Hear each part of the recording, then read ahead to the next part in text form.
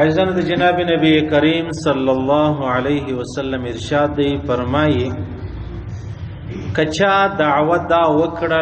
چې زه د پلانی قوم سره تعلق نه لرم او د پلانی قوم سره تعلق لرم. یو سړی را ولاړ سو، خپل پلار معلوم دی، خاندان معلوم دی، نسب معلوم دی، قوم معلوم دی، را ولاړ سو بیا پر بل قوم باندې ځان وتړی او هو يعلم انه غیر ابي،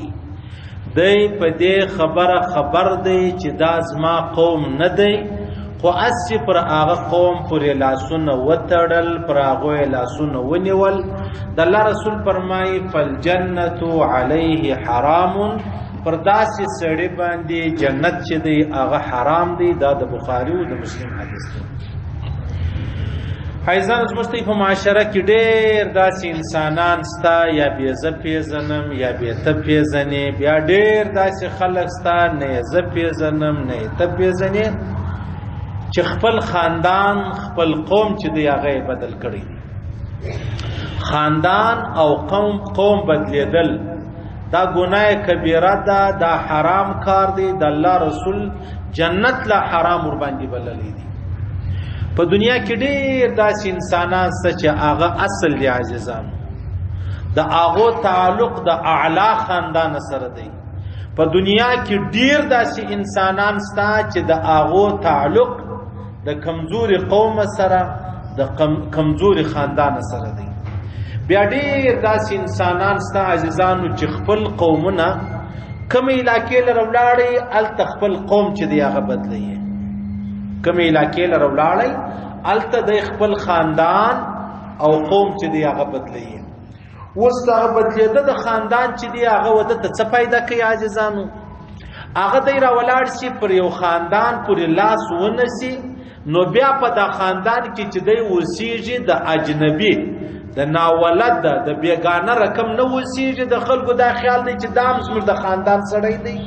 نو چې د نور خاندان څومره عزت کیږي د دم هغومره عزت پکې کیږي. د نور خاندان په جایداد او په هغه د پلارو د نیکه په جایدادو کې کومه حصه ده د دم دغه خیال دی چې ماته به هغه حصه چې دغه ورسیږي. نو دا بعضې قومونه داسې دي، بعضې خلک داسې دي.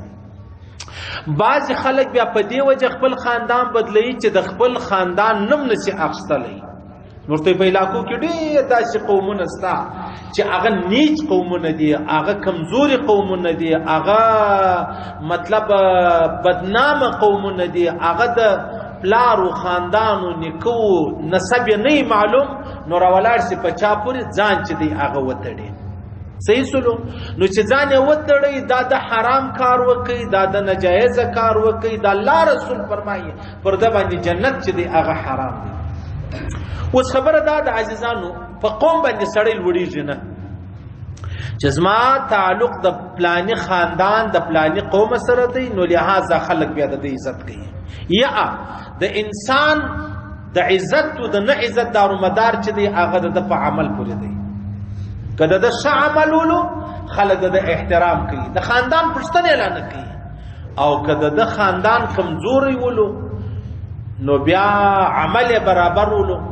بیا هم خلک د خاندان پښتنه نه کوي. دا ډیر بهترین سړی دی. علما فرمایي که یو سړی د کمزوري قوم سره تعلق ولري، اوس دغه د کمزوري قوم سره ستا تعلق دی، دا ستا عیب دی، او دغه عیب ته بچی سره ورکولی سي، دا عیب ته په ښه اخلاق ورکولی سي. اخلاق برابر کا خلک بیا تا علی بولي، خاندان دی بولي، پلاردار دی بولي. او پلاردار سړی د خپل اخلاق خراب کی، خلک وای دا جد دی، خلک وای دا پرست دی، خلک وای دا استاکار دی، خلک وای د دې پلارو نکل دي معلوم اسه په پلاني قوم پر ځان تړلې دي. الان کې دای په داغه خاندان سره تعلق لري، خو چون کې عمل برابر نه دی، هغه د چې کوم قوم خاندان دی داغه سره سمون نه خوري، نو خلک ورته وای چې ته دا خاندان ګر سره یې نه، او الان کې داغه خاندان یې.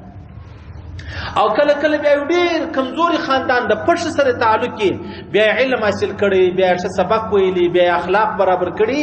نو بیا چې شوسي خلک وایي یا دا غټ خاندان سره تعلق لري، پلاردار سړی دی. نو لہذا دا چې ډیر انسانان ستا اوس به یو سړی دا وایي چې مولوي صاحب ته ماشه معاشره کې خلک ډیر ستا الله په ما خبر دی نعوذ بالله استغفر الله چاته پیغور نور کوم صحیح سلو او دا پزړی کې مم دا نسته چې یار پلانې سړی شم الله په ما خبر دی سیده شاباش د پاره نه نو خبره دا د عزیزانو چې کله کله څوک د حرام څخه پیدا شوی پلار نه معلوم صحیح سلو بازار کې پیدا شوی نو دای چې بیا په یو کلی او په وطن کې وسیږي بس راولاس په کلی کې کم خلک ډیر دي په هغه پر ځان وتړي د ازمرتي سپینځلو ته ډیر خلکو تور معلومه ده چې دا سړی چې دی دا پلانې د ازمر د خاندان نه دی د ازمر د قوم هم نه دی دا د نن 50 کال شپته کال اویا کال اتیا سل کال مخکې پلار د ډیر راغلی دی په اخر کې بس بیا دی و چی سلو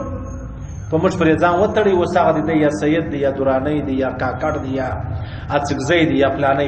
ډیر داسې انسانان په ډیر کلو کې ستا او ډیر دا رقم خلک درشایم چې وروره دعوه لري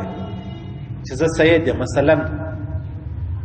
سکه د اکازوی وای وای زه سید نه مثلا زه خلجی یم زه کاکړ یم زه پلانې یم یو سړی دا دعوه لري زه کاکړ یم سکه د اکازوی وای مش کاکړانو مش خلجیان مړ څګزی صحیح سنو اوس الان کې اوس کده د خبره مجبور منو نو باید د ورور ماغه خاندان چې د اکازوی ماغه خاندان سي ولیکن دا راولر سوي دي خاندانونو او قومونه بدل کړي دي د الله رسول فرمایي پر دې باندې جنت بوی حرام دي جنت باندې حرام چې سړی خپل خاندان بدل خاندان ما بدلوا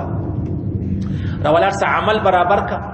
اخلاق برابر کا چې هر څو کمزوري خاندان قوم سره تعلق کې خلک وتا ته په کم نظر باندې بیان او کتره ولاړ سولې ارڅو دیندار تر ولاړ سوې خاندان دی بدل کې خلک وای دا مسړی دا بیکاره سړی دی د خاندان بدل کې دی پلانې نو لہذا د الله رسول فرمایي کله چا خاندان قوم معلومولو او داغه باوجود دی را ولاړ سو پر بل خاندان پر لاس وتړی د الله رسول فرمایي فالجنه علیه حرام جنت په د پر حرام دی جنت به الله رب که غواړئ ځان د مهمو اسلامي معلوماتو څخه خبر کړئ د الحاج مولوي نورالدین اغا په نوم فیسبوک پاڼه خوښه او له نورو سره یې شریکه کړئ